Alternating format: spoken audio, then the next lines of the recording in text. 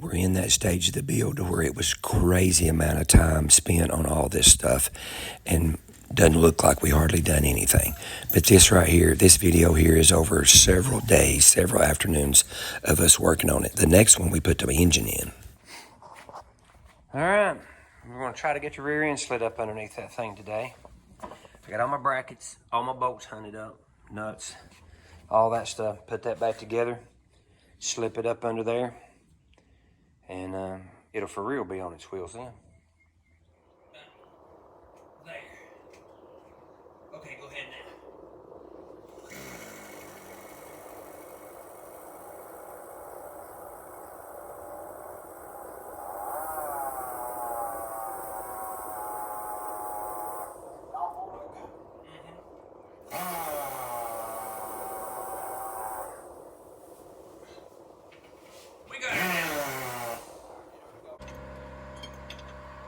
We too much in the way leaving the camera still, so this is what we got. That thing looks pretty good up in here. So now we just got to put the plates I made on it, and it'll be in there. Cool. I like it. Yeah. This will be the first time this car's been on all four wheels in 25 plus years. And hopefully we're not gonna rub nothing. We already know that we don't think the rear axle is actually in the center. But it would have not been in the center on my car, the original car. So I don't know what we're gonna have to do here. That wheel probably won't rub bad. All right. Probably. This one here's got a ton of force. I know it won't rub. It's gonna look like a crab going down the road. Yeah, we'd know right off. Okay. Well, it's on its own four wheels, but let me get my ruler here. We got a little bit of an issue, and we've come up with a conclusion of probably why it is. So, this thing, if you look on this side, is roughly 1 3/4 inches. Pretty crude measurement, but 1 3/4 inches. And on this side,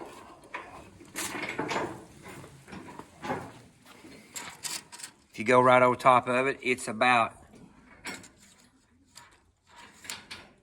2 inches. So I'm not as far off as I thought I was. So anyway, the rear end is not exactly in the center. So that means it wasn't exactly in the center in the original car. Now, I can't blame that on the guys that done it, because when the car that me and my dad built, when he got it, it had been an old drag car, and they had took and had jacked the quarter panels out on it and blowed them out to put bigger tires on it.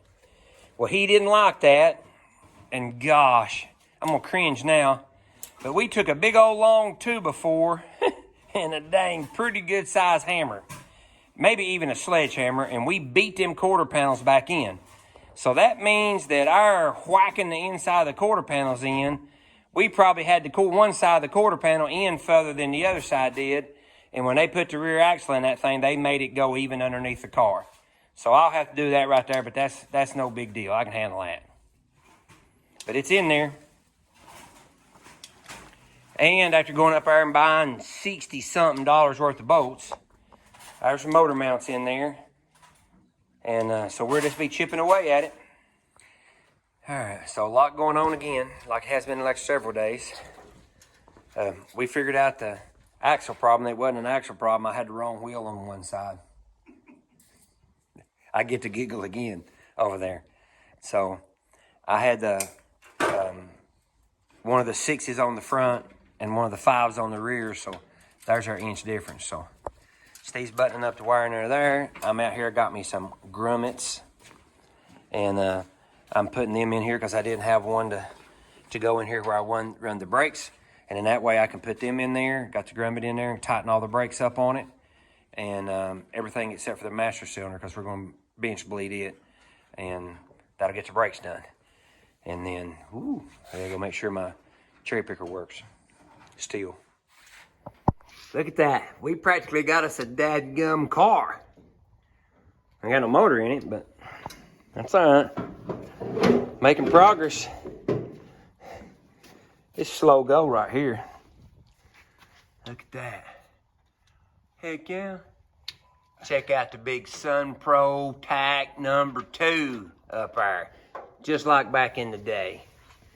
The only difference is I couldn't drill a hole through that really nice grill like I did back then. So it's in there. Heck yeah. Hey, it's been some serious work done this afternoon in this thing. So just going to recap. Can't really remember what all we've done because we've been everywhere on it, and I've only got this phone, so it's the best we can do on here. But all the wiring, the brakes is all clamped down where they're going to go at. I think it looks nice.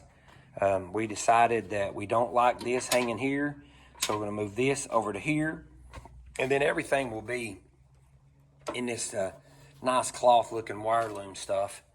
When we get done with it, we're just going to make sure we don't trim nothing off or anything. Like we knew this. Of course, I'm getting a new coil, but see, that looks really nice right there. So that's how that's going to be. All this will be done that way, and the reason why is because just like over here, after we got looking at it, Steve or I, either one, didn't much care for that. That's how the factory run it, but we're not going to do it. So we're going to run it over the top and down over there. So that's all done. Brakes are all ready. I got to flare the fitting on the brake line going to the back and mount it. I'm waiting on some more brake line and the gas line to run back there. As I said earlier, the rear axle is in over this way.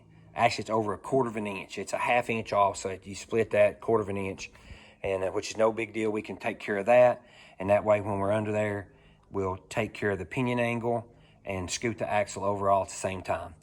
Once that thing goes over there, I'm going to actually hopefully lower it a little bit. Probably not a whole lot, but just a little. But, you know, anyway, all that is there. We've got,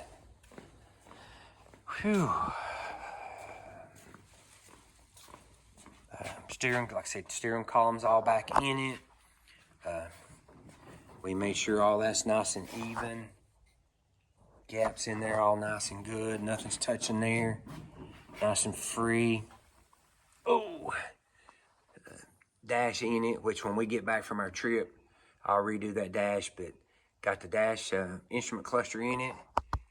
Got the old tack mounted. And so, man, we were really close. Only thing, man, we were kind of stressing a little bit about the shifter.